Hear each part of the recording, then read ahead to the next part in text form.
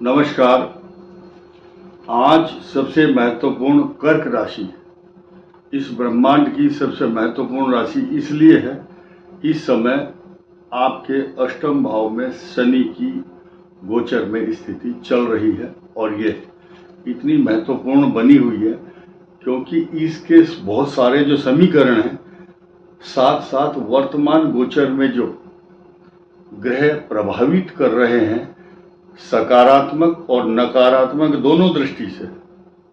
लेकिन हम यहाँ 15 नवंबर तक की चर्चा करेंगे। कारण यह है कि शनि इस समय रेट्रोग्रेड मोशन में वक्र गति से चल रहा है।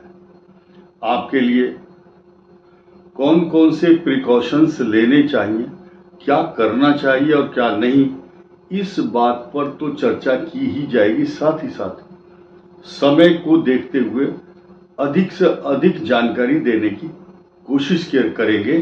वैसे तो इतना लंबा इतिहास है कर्क राशि को देखा जाए तो सुबह से लेकर शाम तक अगर हम ग्रह, नक्षत्र और महादशाएं एवं गोचर को गंभीरता से लें तो 5-7 घंटे तो आराम से निकल जाएंगे। लेकिन हम यहाँ बहुत महत्वपूर्ण चीजों पर चर्चा इसलिए करेंगे ताकि आपके मनोबल में कहीं भी कमी ना आए और आप सकारात्मक भाव से ग्रहों की पोजीशन से न डरते हुए अपने कार्य को प्रशस्त करें।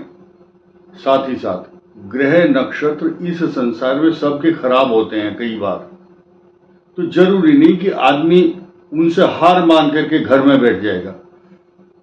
कर्क राशि पर इस समय ढैया जो चल रही है, हार मानकर बैठ रहना ये महादुष्कर्म है, अच्छा नहीं है। ग्रह हरेसमेंट करता है, नुकसान करता है, काम में विलंब होता है, चिड़चिड़ा स्वभाव हो जाएगा, बच्चों के प्रति चिंता, विवाह संबंधी बाधाएं, पैरों में कष्ट, घर में कोई बीमारी, बिना बात के विवाद। आप झगड़े की जो शुरुआत है, अगर कर्क राशि के साथ कोई विवाद है, उसकी तह तक जाएंगे तो पता नहीं चलेगा। घरेलू बिना बात की अकारण अशांति, तनाव, चिंता, कष्ट, परेशानी घर में जो उत्पन्न होती है उसका कोई रूट कॉज नहीं मिलेगा। ये आपके मन की अकारण इमोशनल हो जाना, सेंसिटिव, ये स्वभाव को दर्शाता है। आइए शुरू करते हैं, पॉजिटिव चीज से शुरू करेंगे। नंबर 1, आपके लग्न का स्वामी चंद्रमा जब जब चतुर्थ, अष्टम और द्वादश भाव में आता है तो आपको अशांत करता है। यानी कि जब भी आपकी कुंडली में तुला, कुंभ और मिथुन राशि में गोचर में चल रहे चंद्रमा का प्रभाव आता तभी आप परेशान होते हैं। हर व्यक्ति पंचांग देख करके इसका हिसाब नहीं लगाता, लेकिन कुछ लोग, ज्ञानी लोग हैं, मोबाइल से देख लेते हैं आज चंद्रमा किस राशि में है। अब दोबारा दूसरी बात, सूर्य ग्रह आपकी राशि पर इस समय गोचर में है, आपको प्रभावशाली व्यक्तित्व से नवाज देता है। लेकिन मूल त्रिकोण सिंह राशि का स्वामी अपने से द्वादश में आता है, लेकिन वो मित्र भाव में होने के कारण आपके लिए शुभ फल प्रदान करता है। साथ ही साथ मुख्य बात यह है कि जो राहु की स्थिति है, राहु की स्थिति कर्क के लिए अच्छी नहीं होती है। कारण क्या है कि कर्क से नवम भाव पर गोचर में जो स्थिति है राहु की, उसको सकारात्मक नहीं कहा जा सकता। इसी के साथ साथ जब हम शनि के अष्टम भाव पर गोचर कर रहे तथा इस समय शनि वक्री पोजीशन में होने से ये साइड इफेक्ट कहां तक, देखिए, आपके धन कुटुंब वाणी इस स्थान पर, यानी कि धन के संचय करने में बाधक बना हुआ है, क्योंकि वहां पर सिंह राशि है। आपका जो धन कुटुंब वाणी स्थान है, शब्दों का चयन करते समय कितना ही मक्खन और मलाई लपेट करके आप अच्छी भाषा बोलने की कोशिश करें, लेकिन जब उसको एक्सप्रेस कर रहे होते हैं आप, सिलेक्शन, शब्दों का जो चूज करने का तरीका है, उस समय आपके मुखारविंद से ऐसे शब्द प्रस्फुटित हो जाते हैं जो दूसरे के हृदय को चीर देते हैं तथा आपके धन को इकट्ठा करने में कई प्रकार की बाधा आती है, क्योंकि जो जो नियम से जिस तरीके से आप धन लाना चाहते हैं, 1000 रुपये अगर इकट्ठा करने का आपका टारगेट है तो मुश्किल से 500 रुपये इकट्ठा हो पाएंगे।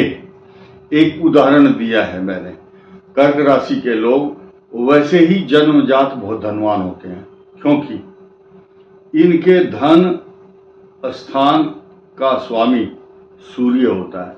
आज के परिवेश में अगर गोचर को देखें तो लाभ स्थान में मंगल, आपके कर्म स्थान का स्वामी, भाग्य स्थान का स्वामी बृहस्पति, दो ग्रह जो इस सृष्टि के महत्वपूर्ण सेनापति और बृहस्पति, यानी कि आपका पराक्रम कहीं से कमजोर नहीं है।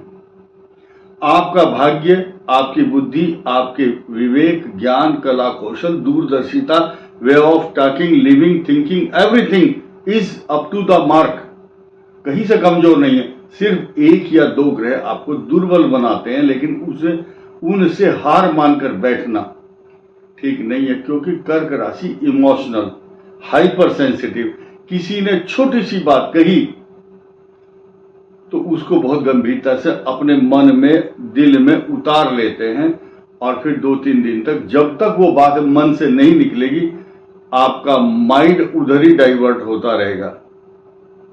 इसी आपकी इमोशनल स्वभाव कमजोरी के कारण आपके इष्ट मित्र, परिजन या शत्रु लोग आपके इस स्वभाव का लाभ उठाते हैं। इसलिए जो शत्रु चाहता है वो तो बिल्कुल मत करो। किसी के कहने से आप रोने लगो या दुखी हो जाओ तो ये ठीक नहीं है। यही तो वो चाहते हैं, शत्रु की आप दुखी हो, लेकिन आपको दुखी नहीं होना है बिल्कुल भी। अब प्लस पॉइंट क्या है? प्लस पॉइंट की तरफ चलते हैं। आपके धन, कुटुंब और वाणी स्थान में अब बनने वाला है लक्ष्मी नारायण योग। बुध और शुक्र दोनों आपके धन, कुटुंब, वाणी स्थान पर होंगे और अष्टम भाव का जो शनि है, जो गोचर में आपको प्रताड़ित, टॉर्चर, अशांत, तनाव में और घरेलू कई सारी डोमेस्टिक समस्याएं, संतान से जुड़ी हुई, पत्नी से संबंधित, ये सब इनमें न्यूनता आएगी। 15 नवंबर टारगेट इसलिए रख करके आपको दिया गया है, और जब ये टारगेट खत्म हो जाएगा फिर आप वैसी ही पोजीशन में आ जाएंगे, क्योंकि जब तक वक्री 15 नवंबर तक शनि है तो आपके स्वभाव में या आपको जो टॉर्चर करने वाला ग्रह, पीड़ा देने वाला ग्रह है, उसमें न्यूनता है, कमी आई है, क्योंकि बृहस्पति की दृष्टि आपके सप्तम भाव पर है। सप्तम भाव पर बृहस्पति की दृष्टि, और ये चल रही है 1 मई 2024 से। तो अब 1 अगस्त आएगा कुछ दिन के बाद, तो कुल मिलाकर के ये सूर्य, शनि, मंगल, राहु, केतु, जितने भी ग्रह हैं, उनमें जो सकारात्मक ग्रह फल दे रहे हैं, उनके शुभ प्रभाव के कारण अशुभ ग्रहों की जो प्रवृत्ति है उसमें परिवर्तन आता है। क्योंकि जब एक सुखी व्यक्ति होता है तो छोटी मोटी परेशानी, जुखाम, खांसी होना उसको, उसके लिए नॉर्मल बात होती है। यानी कि क्योंकि कर्क राशि पुनर्वसु, पुष्य और श्लेषा नक्षत्र से मिलकर के बनी है। ये तीनों ही नक्षत्र बृहस्पति, शनि और बुध के हैं।